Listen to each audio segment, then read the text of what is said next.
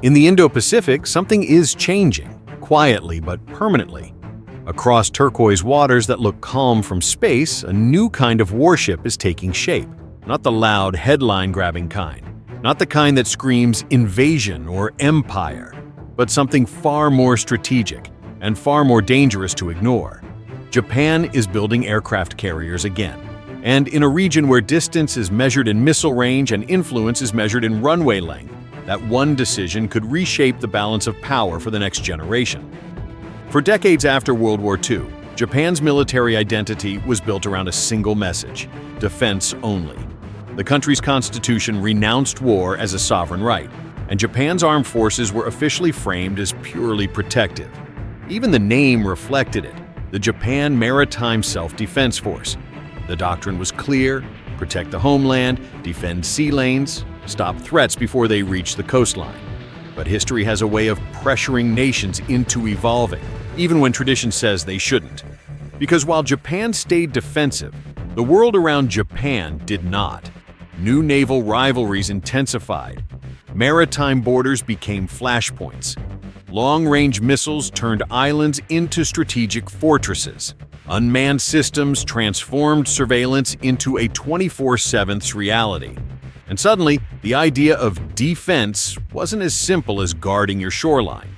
In modern warfare, if you can't reach the threat, you can't stop it. And that's where Japan's carrier revolution begins. The ships that symbolize this new era are the Izumo-class, vessels that officially were never meant to be aircraft carriers.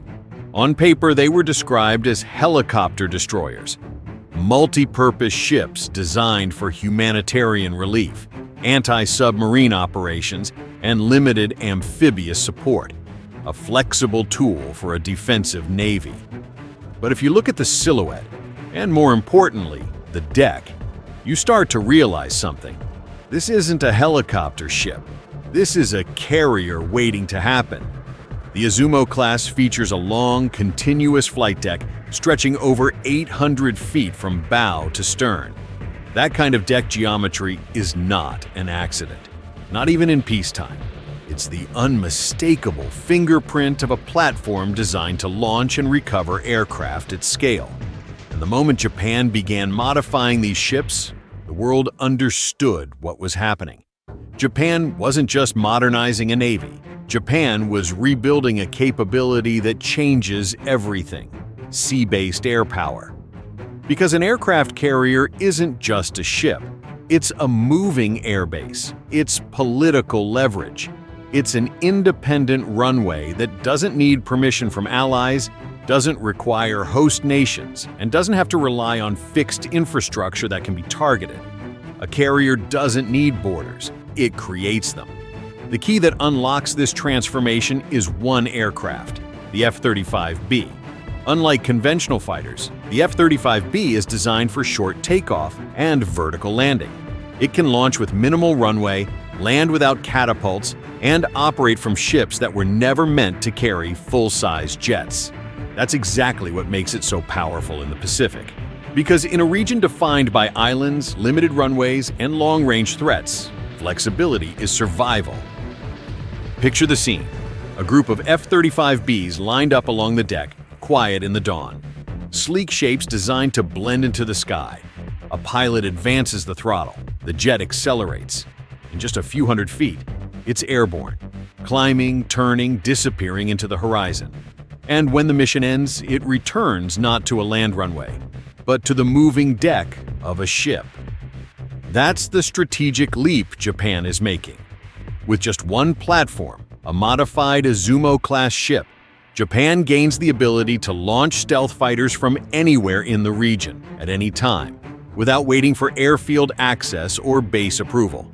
And this is where the carrier becomes more than a ship. Because carriers don't just fight, they signal. Their presence changes negotiations before diplomacy even begins.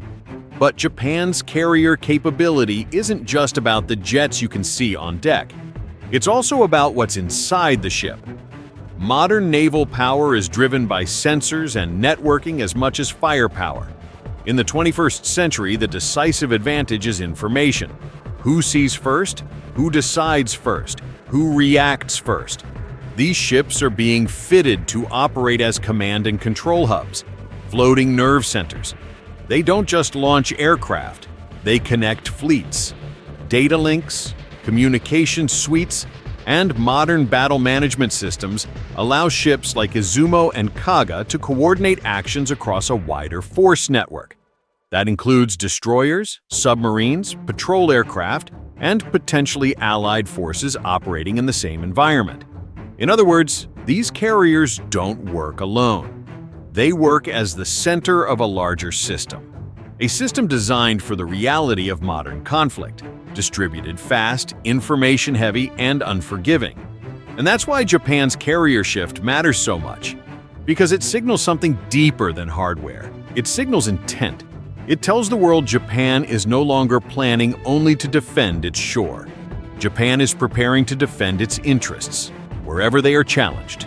And now, even as Izumo and Kaga move toward full operational readiness as F-35B carriers, the conversation inside Japan is already shifting beyond them. Because military planning never stops at good enough.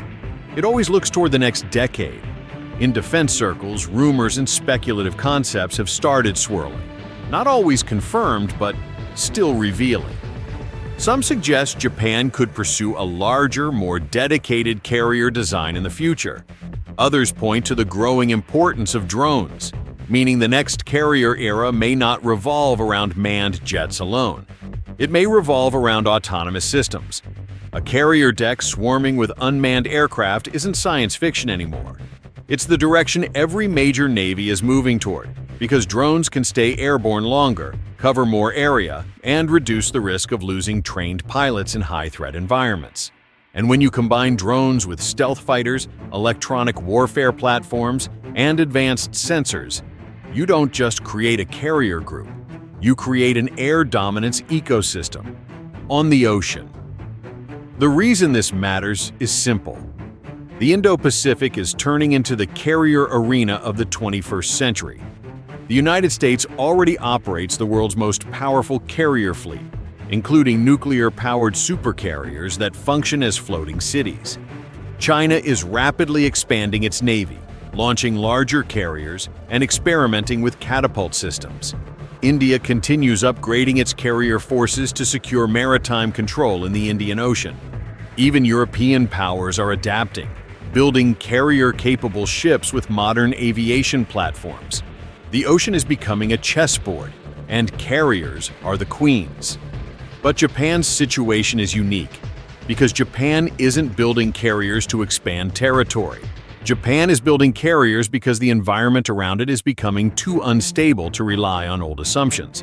And what truly sets Japan apart isn't just technology, it's professionalism.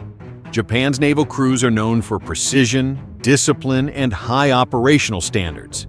The Maritime Self-Defense Force has decades of experience in anti-submarine warfare, fleet operations, and joint missions with allies. That matters because carriers are not just built, they are mastered. A carrier without elite training is just a very expensive ship. But a carrier with elite training becomes a strategic multiplier. And as the decades unfold, Japan's carriers will function as a stabilizing force, at least from Japan's perspective. They will support deterrence. They will protect sea lanes. They will complicate any plan that assumes Japan will be confined to defensive reaction.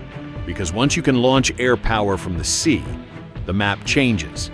The threat isn't where your bases are. The threat is wherever your carriers can reach. And the world is paying attention. Because Japan's carrier revolution is not just a shipbuilding story. It's a geopolitical message written in steel. It says, Japan will not be caught unprepared. Japan will not be isolated. Japan will not surrender initiative. And in a future where the Indo-Pacific becomes the center of global competition, carriers may once again become the defining symbol of who shapes the sea and who merely watches it. So, as the sun rises over the Pacific, and as Japan's modified carriers cut through the waves under the flag of the rising sun, one thing becomes clear. A new era isn't coming. It's already here. And Japan is no longer standing at the edge of history. Japan is stepping back into it. Thanks for watching. If you enjoyed this breakdown, drop a like, subscribe, and I'll see you in the next one.